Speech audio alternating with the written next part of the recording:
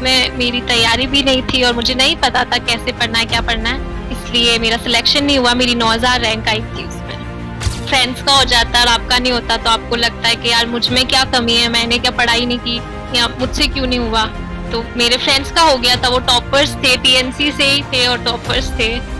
पहला जब मैं पहले शुरुआत में जब शुरू किया था तो मेरी ऐसी 8000 7000 ऐसी रैंक आती थी। लास्ट तक तो मेरी कभी कभी तो टॉप 30 में भी आ जाती थी, कभी टॉप 100 में आती थी, तो मैं बहुत खुश होती थी।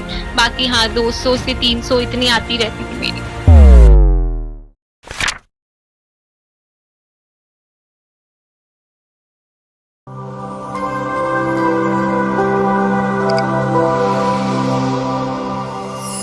नमस्कार, एक बार फिर से आप सभी साथियों का हार्दिक स्वागत, अभिनंदन टीएनसी के इस ऑनलाइन प्लेटफॉर्म में। और आज हमारे साथ है एक और रैंकर्स और उनसे जानने वाले उनके संघर्ष की कहानी, किस प्रकार से सिलेक्शन लिया जाता है, साथ ही साथ किस प्रकार से मेहनत की जाती है और एक बड़ी रैंक को हासिल किया जाता है। तो आज इस इंटरव्यू से बहुत सारी चीजें सीखने वाले हैं। तो सबसे पहले जो इंटरव्यूअर है उनका बहुत बहुत स्वागत और अभिनंदन।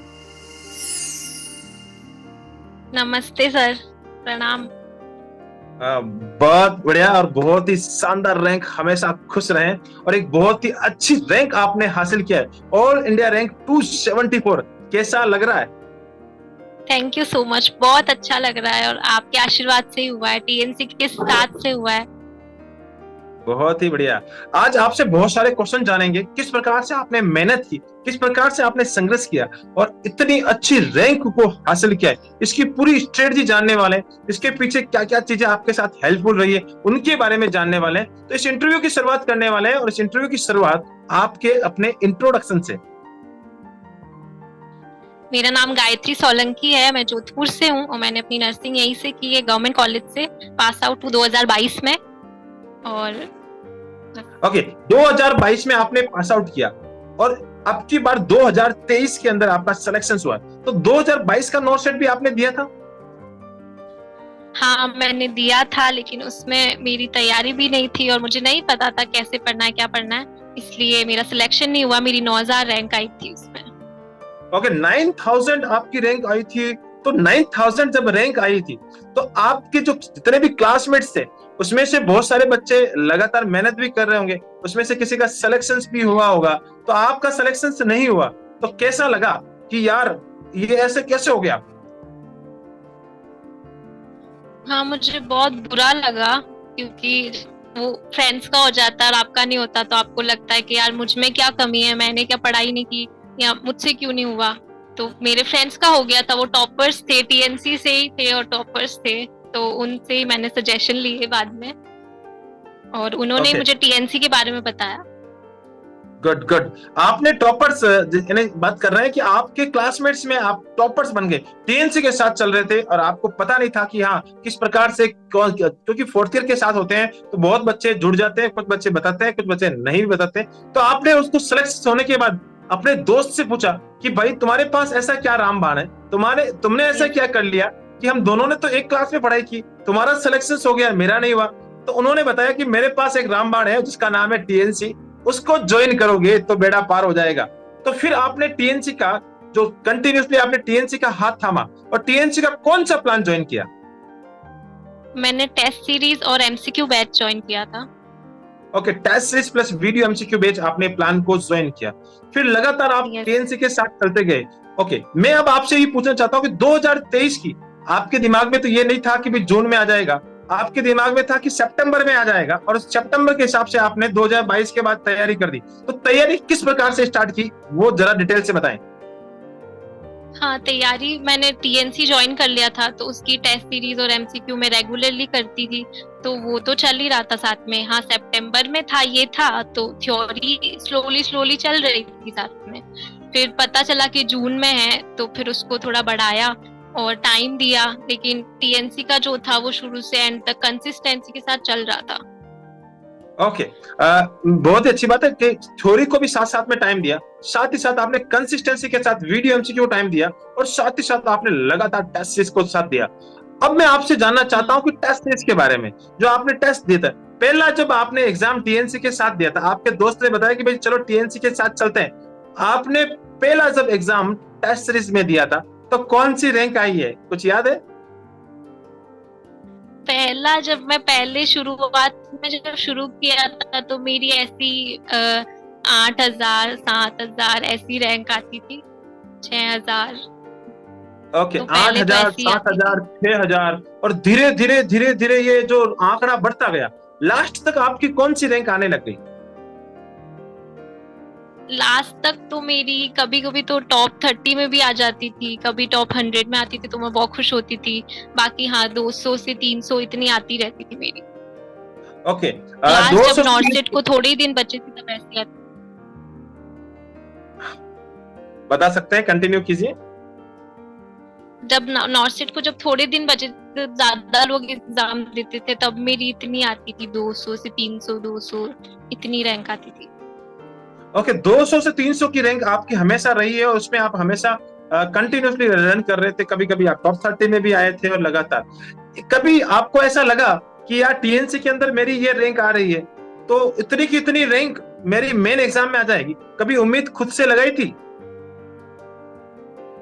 हाँ, मुझे भरोसा हो गया था, ऐसा लगता था। ऐसे लोग कहते हैं कि खुद पे भरोसा करो तो ताकत बनता है, दूसरों पे करो तो कमजोरी बनता है। पर मेरा ऐसा मानना है कि अगर आप सही जगह भरोसा करो तो वो हमेशा आपका साथ देता है, हमेशा आपके काम आता है। तो टीएनसी पे मेरा ऐसा ही भरोसा था। तो मेरा ये था, मैं पहले से मेरे माइंड में था कि मैं पेपर भी जो है वो टीएनसी का जैसे देती हूँ वैसे ही नॉर्सेट का पेपर दे के आऊंगी, यही सोच के कि मैं वही पेपर दे रही हूँ। मैंने वैसे ही किया, मुझे ये भी था हाँ मेरी इतनी रैंक आ जाएगी, और वो आ भी गई। गुड गुड गुड, बिल्कुल। यानी भरोसा खुद पे हो तो ताकत बनती है, और भरोसा अगर कहीं और दूसरों पे हो तो कमजोरी बनती है, और सही जगह पे भरोसा करना बहुत ही ज्यादा जरूरी है। आपने ये बिल्कुल सही बता दिया और बिल्कुल सही बात बोली। और टीएनसी के साथ आप लगातार चल रहे थे, तो आपको ये फील हो गया था कि हाँ, इस बार कुछ बड़ा होने वाला है और कुछ अच्छा होने वाला है, तो आपने ये सारी चीजें कंटिन्यूसली रखी। यस सर, मैंने तो 2 जून तक भी टेस्ट दिया है। ओके, एग्जाम से एक दिन पहले तक भी मैंने टेस्ट दिया है। एक लास्ट मोमेंट पे भी आपने एक बिल्कुल टेस्ट दिया है और कंटिन्यूसली आपने रखा है, बहुत आदत ही हो अच्छी गई बात। थी, क्योंकि कंटिन्यूसली मैं आदत हो गई थी कि हाँ ये तो करना ही है, और कुछ करो ना करो, पढ़ो ना पढ़ो, ये तो करना ही है। मैं आपसे ये जानना चाह रहा हूँ कि आप जो पेपर दे के आए थे उसमें कितने क्वेश्चंस आपने अटेम्प्ट किए थे? मैंने 183 अटेम्प्ट किए थे। गुड गुड, 183 क्वेश्चंस आपने अटेम्प्ट किए थे। कितने क्वेश्चंस आपके रॉन्ग हो गए थे? मेरे 59 क्वेश्चन रॉन्ग हुए हैं। 59, यानी टॉपर्स के भी क्वेश्चन तो रॉन्ग होते ही होते हैं, लेकिन एक्यूरेसी के साथ कभी कभी रिस्क लेना और कंटिन्यूसली लगातार जब चलते हैं तो हमेशा बिल्कुल सिलेक्शन होता ही होता है। बाद में जब रैंक एग्जाम देके आ गए थे घर पे, माहौल ऐसा बन गया था कि पेपर इतना डिफिकल्ट है, वैसे है, तो आपको भी मन में डर लगा था कि यार मेहनत तो पूरी करके आ गए, पेपर को टीएनसी का समझ के देके आ गए, अब सिलेक्शन होगा या नहीं? हाँ, मुझे पहले डर लगा था, क्योंकि काफी लोग कह रहे थे कि ज्यादा क्वेश्चन अटेंड कर लिए बहुत ज्यादा नेगेटिव हो जाएगी, बहुत ज्यादा नेगेटिव में मार्किंग जाएगी। तो मैं थोड़ा डरी थी कि अरे मैंने इतने अटेम्प्ट कर लिए। पर टू बी वेरी ऑनेस्ट, मैं टीएनसी में भी इतने ही क्वेश्चन अटेंड करती थी, मतलब नेचुरली मैं इतने ही करती थी, जबरदस्ती नहीं करती थी, मैं इतने ऐसे करके आ जाती थी। तो मैंने वही फॉलो किया था एग्जाम में भी। तो फिर मुझे ये था कि, और मैंने क्वेश्चन चेक भी किए थे, तो मेरे यहाँ गलत भी हो रहे थे पर सही भी हो रहे थे। और टीएनसी से तो एग्जैक्ट क्वेश्चन जो आए थे वो तो सही हो रहे थे, जीके के भी आए थे एग्जैक्ट क्वेश्चन, वो भी सही हुए थे। तो मुझे था कि होगा कुछ तो अच्छा ही होगा। ओके गुड, आपको लग रहा था कि माहौल भले कितना ही नेगेटिव रहा हो, लेकिन मन में एक संतुष्टि थी कि हाँ जो होना है वो अच्छे ही होगा, और हमेशा मैं टीएनसी के साथ चल रही हूँ, लगातार मैं कंटिन्यूसली रह रही हूँ, तो मुझे फायदा ही फायदा होगा। आपने टीएनसी का वीडियो एमसीक्यू बैच और वीडियो रेशनल वाले जो वीडियो रेशनल देखे, कैसे लगे वो वीडियो रेशनल, और उनके बारे में जरा प्रकाश डालिए। वीडियो रैशनल अच्छे थे सर, बहुत अच्छे से समझाते थे, और मैं वो रैशनल में जो बताते थे वो मैं लिख भी लेती थी। जैसे वो क्वेश्चन के नीचे मैं अपनी नोटबुक में नोट करती थी जो क्वेश्चन मुझे नहीं आता था, या फिर मुझे लगता था मैंने पहली बार ये चीज देखी है, पढ़ी है, तो वो सर का बताया हुआ रैशनल और वो सब मैं लिख लेती थी। तो वो बहुत यूजफुल था मेरे लिए। ओके गुड गुड गुड, मैं आपसे एक चीज और जानना चाहता हूँ कि इस दरमियान में ये क्वेश्चन थोड़ा हट के क्वेश्चन आपसे पूछना चाह रहा हूँ।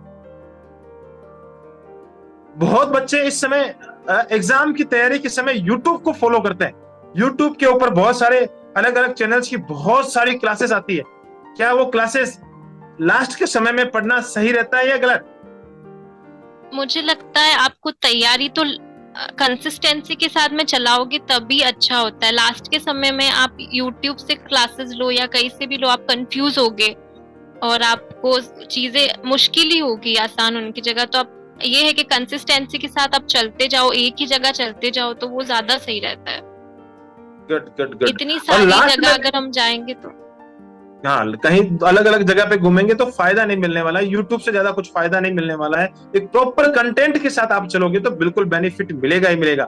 लास्ट में मेरा आपसे एक सवाल कि इतनी अच्छी रैंक हासिल की है, बहुत सारे बच्चे ये जानना चाह रहे हैं कि टॉपर से पूछा जाए कि एक सजेशन दे दिया जाए, एक कुछ की पॉइंट दे दिया जाए, और उस की पॉइंट के साथ अगर हम चलेंगे तो आने वाले 9 सेट में हम टॉप रैंक लेके आएंगे। तो टॉपर्स बताएं कि क्या सजेशन देना चाहेंगे?